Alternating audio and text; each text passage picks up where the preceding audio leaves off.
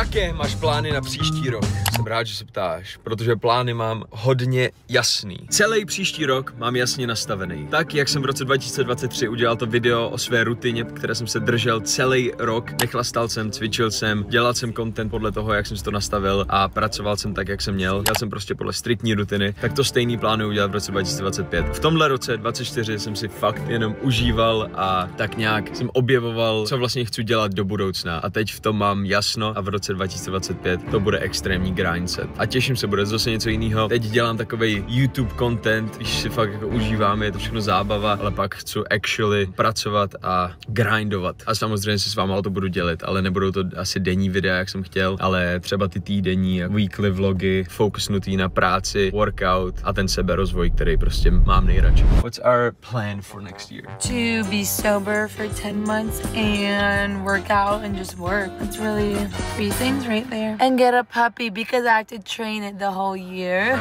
Budeme mít štěňátko. I'm so excited. Takže nemůžeme ani moc cestovat. Budeme mít štěňátko, nový přírůstek do rodiny. Ale hlavně nám bude 27, což znamená ten nejlepší rok ever. Já jsem si vždycky představoval jako mladý, třeba v 18, že ve 27 bude ten můj pík takovej. Tak chci, aby se to naplnilo a actually jsme píknuli ve 27. Takže celý příští rok bude prostě grind. Grind. Takže teď si to ještě užíváme, ale příští rok už nikdy neuvidíte s pivem v ruce, se slivkou a spíš jenom spocenýho v gymu.